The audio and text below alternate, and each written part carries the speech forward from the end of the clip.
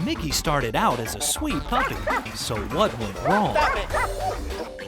Karen Bourne saves lives, dog lives, over 300 in the last 3 years alone. And the plight of the fat cat. It's all coming up on Animal Attractions.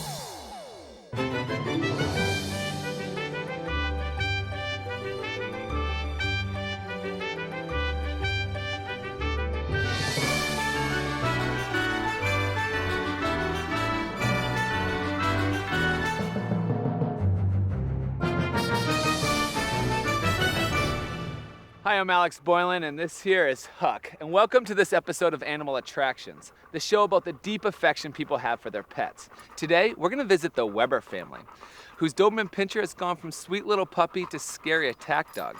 And imagine fostering over 300 dogs and finding a home for each and every one of them.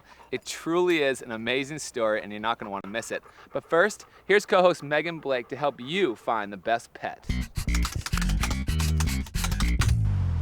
Lions and conures and coneheads may not be your typical house pets. Most of us like to stick with the usual suspects like dogs and cats like Toot Sweet here. After all, they've been entwined into our social structure for a few thousand years. Dogs helped men hunt, fight off wild beasts, and warn them of intruders. And cats kept the mice away, and in some places were even revered as deities. Eventually, they became our companions and pets. But just because they have a long history with us doesn't mean you can't stray a little and explore other pet options that might be even better for you. The secret is to pick the pet that matches your expectation and lifestyle. That way you'll create the perfect match that can last a lifetime. How do you do that? Knowledge is power. First, get clear on what you want in a pet and how much time and space you have to devote to him. Do you want one to cuddle and play with? Do you want to be entertained by a funny character? Or do you just want to sit back and enjoy watching nature? Remember, what's just plain creepy to one person is very intriguing to another. After you've identified what you're attracted to, next comes the reality check. What does it take to keep that pet happy and healthy? And then the million-dollar question, what is your perfect match?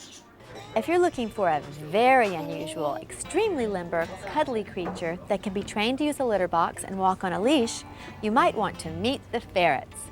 These mammals are so flexible that it's said they can actually turn around in their own skin. The downside to these little creatures is that the babies can be nippy and the adults have a pungent, musky smell, as does their litter box. For quiet and cuddly, you might consider rabbits for a household made up of adults and older children. They aren't a good choice for younger children because their powerful hind legs make them difficult to hold and they can kick and scratch. Their spines are also delicate, so they need to be handled gently. If younger children are in the household, you might like the guinea pig. When socialized, they don't kick or scratch like a rabbit might. They love to be cuddled and brushed, and they whistle and purr when scratched behind the ears. Hamsters also live indoors in a cage and are smaller than guinea pigs, but their little size doesn't mean that they're easier pets. They're not quite as friendly and have to be handled daily to keep them socialized. They're also nocturnal, and if you want to interact with them during the day, you have to wake them up slowly or you might startle them and get nipped. Now, if you love the sound of birds chirping and talking, parakeets, cockatiels, or the sun conure have a good track record as pets. All are good talkers and mimic easily. The cockatiel and sun conure are bigger and generally have a nicer temperament, but all can become affectionate pets that like to perch on their people.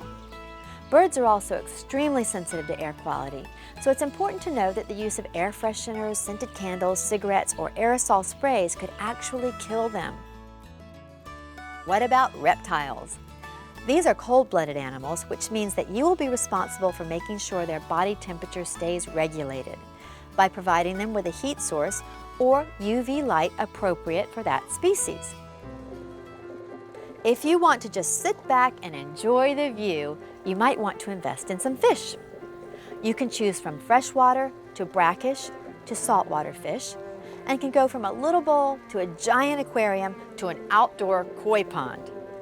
Generally, saltwater fish are more colorful and flamboyant, But those tanks are more difficult to maintain in that in addition to cleaning the water, the salt level must be kept constant. In selecting your perfect pet, knowledge is more than half the battle. You don't want to get a beautiful bird to find out that he's just too noisy, or a cute ferret to be surprised by his unusual aroma. And in collecting all this pet information, you might find out something interesting about yourself. Do you like your environment quiet and relaxing, or do you like a little chatter in the background? Are you an observer or a cuddler? Whatever you are, if you love animals and you're willing to take the responsibility to care for a pet, chances are the perfect one is out there just for you.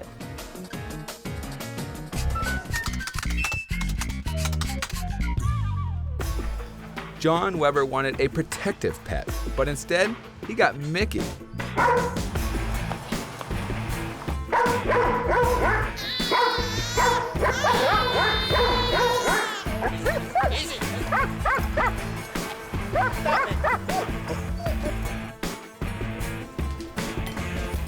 I'm just concerned about security with all my kids and my wife and everything, so we thought a Doberman would be a good pick. What surprised me the most about Mickey is his aggressive behavior. Yes, he is a guard dog, but we want to be able to live with him also. And at this point, we just feel that's not even possible. Our neighbors have a dog, and he runs back and forth along the fence. And I've had to go buy all kinds of sod and dirt to replace all that. I'm a stay-at-home mom, and I have 4 young children. The youngest is 7 weeks. And the thing that frustrates me the most about Mickey is that his barking just drives us nuts.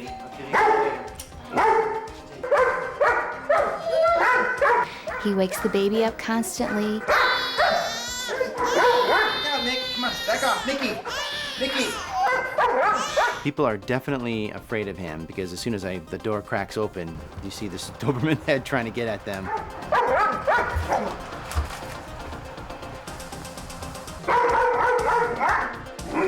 He's a big dog. He's a lot of muscle, and he's very intimidating.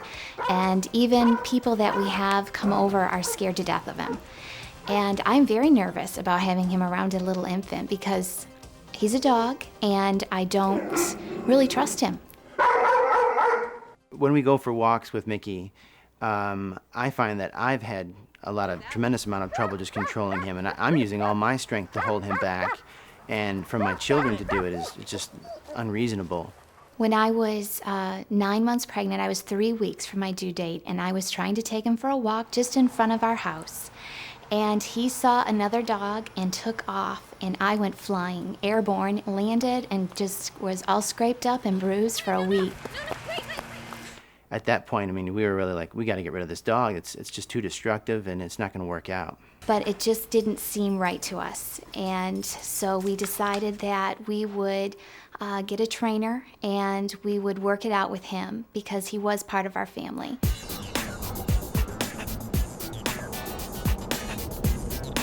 Education is very, very important that you establish that from the beginning, rules and regulations when you first bring your dog home versus just setting it free and then chasing the dog all around the house for the next several months or for the entire relationship that you and the dog have simply because you think that you just brought in a human being that's going to understand what your needs are.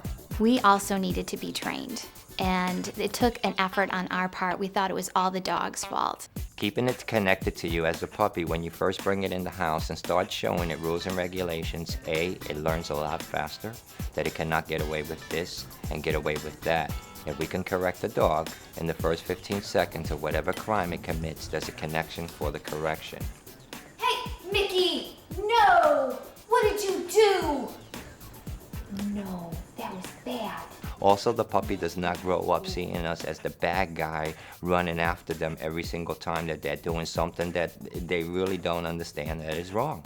I Hey, I'm George, one great dog. When George came to visit us for the first time, we saw an immediate change in Mickey's behavior. Right now, I see that you're holding him back a bit. Yeah, yeah. Is it always like that? You have two hands Pretty on much holding him for the and all most wrapped part. up like that? Yeah, I've been, And yeah. do you do it the same way? Yes. Well, that's the first thing we need to start changing is the Okay. way, because right now he can feel that you're there, so Okay. why even bother looking for you and so on? That's why you see him just focusing out on other things and so on. The first time he took Mickey, he explained, really, it's more of us that need the training. Well, that barking towards people and so, he's maybe protecting you guys. Hey, they're too weak, let me take over. So we want to start basically by making ourselves a little bit more important to the dog, okay? And with walking the dog, basically we're walking him, now we're the leader and he's the follower, versus this way it looks like he's walking you most of the time. Yeah, that's probably true. Right. Yeah. Correct me if I'm wrong about anything, That's right. okay? And he walked the dog, Mickey, come. and immediately he was responsive, and we're like, is this even our animal, our pet? And I was really impressed. Right there, I go the opposite way. So all of a sudden, right there, he paid a little price for making that squirrel or whatever else he's looking at over there a little bit more important than me. So as I keep talking to you, I'm just gonna show him that he needs to focus a little bit on me. We taught the dog to be respectful for the simple things as far as simple commands, sit, stay, down, stay. Start building leadership with that. You see right now, what he's doing, he's trying to dictate to me on what to do. Oh, Okay, you see, no, I'm going over there. No, so what I do is I'm moving away, and I'm just gonna bring him even closer. Okay. Okay. So we started with John learning how to hold the leash the proper way. George first demonstrates using one of his own dogs to show the owners what is possible. Okay, so we want to start by holding the leash, even though he's wanting to pull. Okay, it should always be nice and loose. My left hand would be the correction hand only. Okay, not this way, like this, because this way the correction's not getting to the dog. So we always start with the left leg, and we'll stay consistent with that. So if we start with the left leg and the dog's on my left side, he's going to move immediately with me as I move. So he really showed me how to take the leash and to speak to the dog through the leash. So correction's never from the right hand, is always with the left. You would grab it this way and just give it a pop. Not pull to hold the dog back, but little bites, just the same way he would bite, like a Doberman.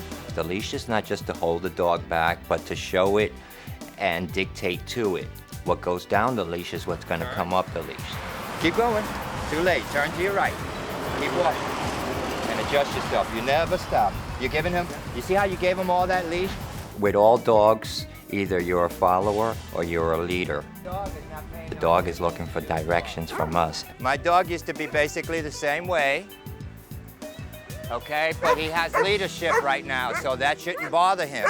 When George first came, I really had given up hope with Mickey. I was convinced that we were probably going to have to get rid of him, even though I hated to do that.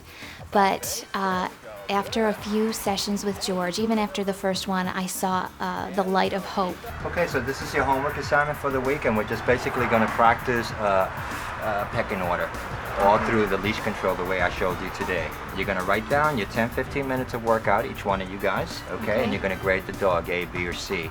This gives us a chance to see that every day he's getting a little bit better or a little worse. And it also gives me a chance to see who I need to work on more. Is it the dog or is it the owners? Okay. Okay? Once we make ourselves the leader of the pack, you're going to have a more calm, collective dog because he sees you as the leader, letting you make the decisions under any condition, whether you're at home, in your backyard, or out in public. With a Doberman, it's, I have to go up the stairs first. He can't eat with us. He's the bottom of the pack. I have to make sure that's happening. Leader always eats first. We never like to see the dog eat and then you eat. That automatically makes the dog at a higher level. Feed the family first, then let the dog be the last one to eat. Automatically in the dog's mind, he's thinking, well, I must be the bottom of the pack. And he'll be very happy. There were simple things that we had to do, just as getting the right collar for him and showing that we're the ones in charge. We're the alpha and beta, and he is beneath us. Then you would apply the walk and the sit and stay to now the door manners, where the dog is not running towards the door when it hears the doorbell ring, but waits for you to walk by you. We placed a small mat so that Mickey can have a visual indication of where to stop and automatically sit. So when we say something, we follow through with a correction. A correction can be simply just saying no. Just say no and a few corrections. Nope. Which is our growl word for everything and anything that the dog does wrong. Not one person saying no, the other one stop it, the other one sit, the other one running away. Once he realizes his place within the family, that he is beneath even the smallest child, a baby, he's much happier in that situation. And that the aggression seems to go away just because I think he knows his place more. How's it going today? Good, very good. Good. I noticed that he didn't bark at the door or anything. It has been so much better. It's been a great improvement. He's been super around the baby. The baby's not screaming half the day because the dog's barking at everything. I feel like we've learned how to use the leash and how to speak the language of an alpha dog that's trying to dominate us, but I feel like he's part of the pack now. At the end, I was very happy with the result. Number one, Mickey got to keep his home, his family, which he really, really loved, and that was all that Mickey really wanted to do, is be with his family. He just didn't know how to go about doing it. I'm so happy we decided to stick with it because Mickey's been such an asset, and he's such a friend to the family, and he's like another family member now, and we're just enjoying him.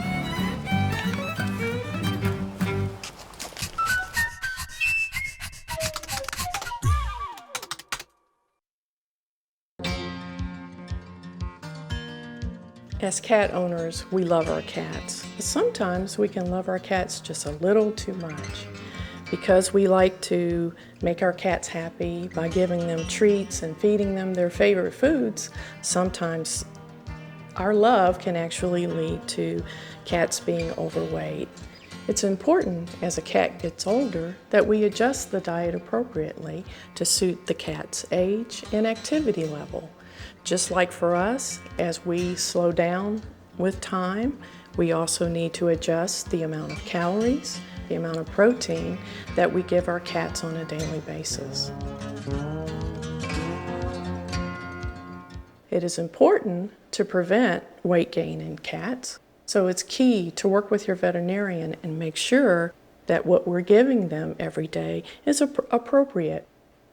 We typically recommend that cats exercise about 20 minutes, about 3 times a week. We can do this by playing with them. Also, some cats like to be walked. So there's a number of different ways that your veterinarian can suggest that you increase the activity level of your cat.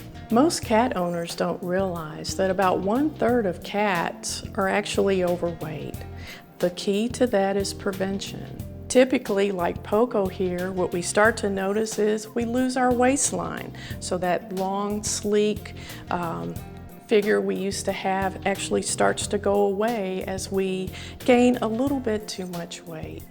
Some cats, as they gain weight, can actually develop a little bit of a paunch here in the abdomen area.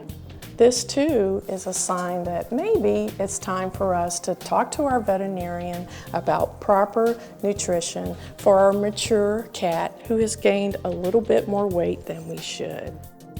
So to ensure your cat has a long and healthy life, work with your veterinarian to ensure that your cat maintains a normal, healthy weight.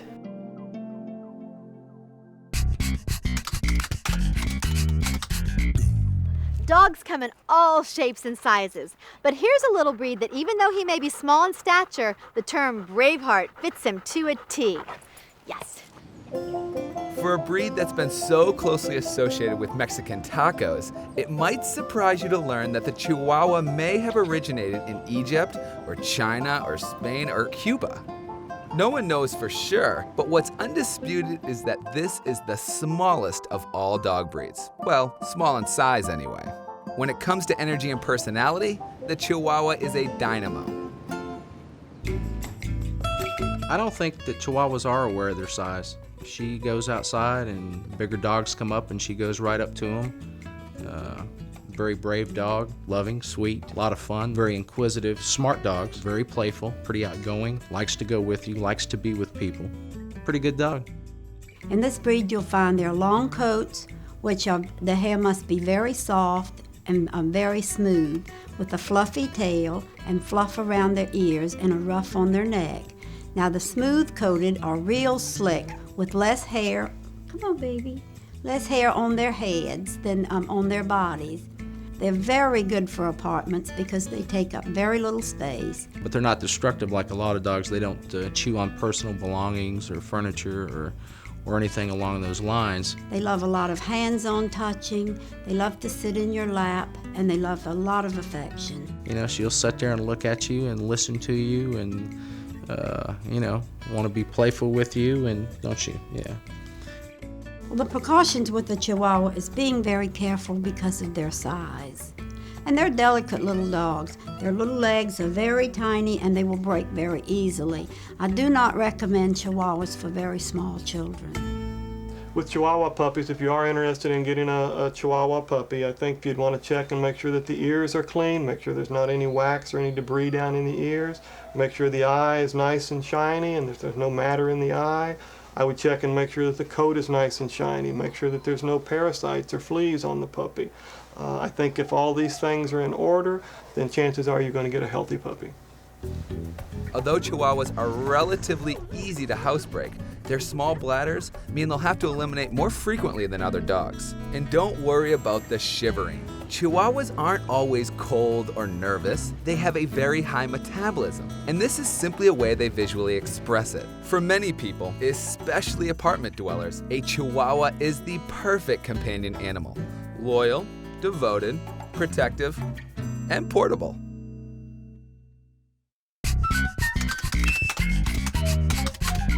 Have you ever considered being a foster parent for lost and abandoned pets? Karen and Rob Bourne did. Over the past 3 years, they have fostered over 300 dogs. And on top of that, they have found each and every one of them a permanent home. Meet the Bournes. They look normal enough, but take a closer look, and you'll see that they're not your average couple. It's not the custom motorcycles Rob builds out of the Volkswagen Bugs, nor it's the fact that Karen puts up with Rob building bikes.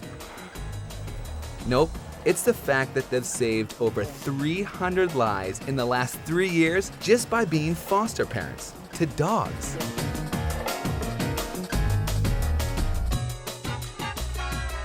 Everything got started back when Karen was fostering for the Humane Society. She got together with some of the other volunteers over there, and they decided to start their own organization. STARS stands for Save the Animal Rescue Society. It's just a name that we thought would be catchy and cute and just get us out in the public eye. The first dog I brought home, I ended up keeping, and that's how we lose all the fosters, because they fall in love with the dog and they keep it. When she first started bringing these dogs home, I thought she had lost her mind. She was, we already had a few dogs of our own. Luckily for me, my husband's an animal lover, and he liked all the dogs. We started finding homes for the dogs, and it got to be interesting. Well, I think that Karen's deep, deep passion is basically what fuels this organization.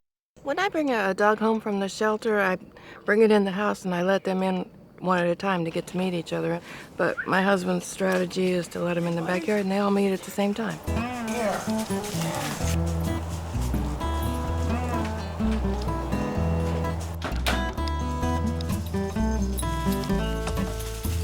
What makes STARS so special, we feel, is the fact that the dogs aren't in shelters. They aren't in cages. Sometimes you'll have a dog that absolutely acts horrendous in a cage, and no one will look at it. But once you take it out and it's in your arms, it's kissing, it's loving, it's happy, but people don't see it if the dog's in a cage. But when they come to our homes and see the dog jumping around and happy and kissing and loving, then they want to take him. His name is Dandy, and he is just the sweetest little boy. He gets a beauty program and his nails cut and his shampoo and his hair done, and sometimes they have to go to the groomer and be shaved down because they're matted, and they were running for a long time. Nobody took care of them.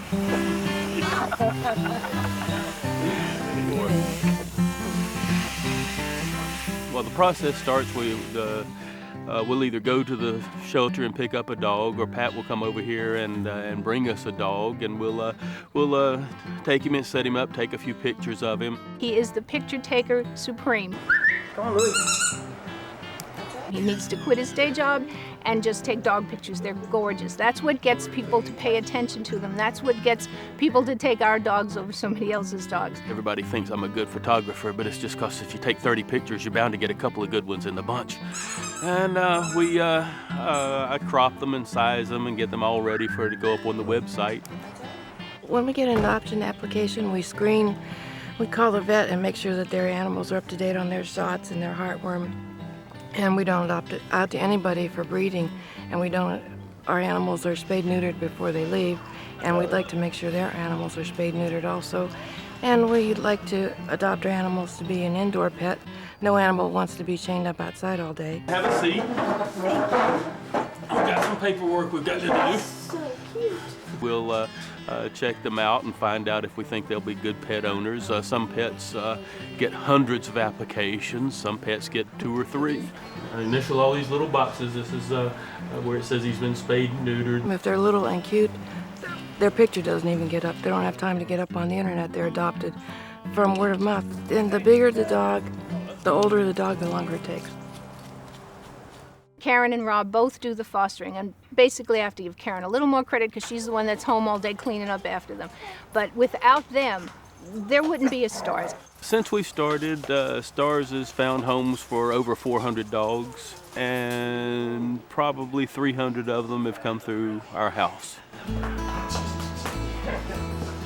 Karen spends a lot of time doing this. I think she would like to save every dog out there. She's probably spends 60 hours a week doing this, just shopping for the food for the dogs and all the supplies. And every time we have someone adopt one, I come back the next day. It seems like there's 2 more.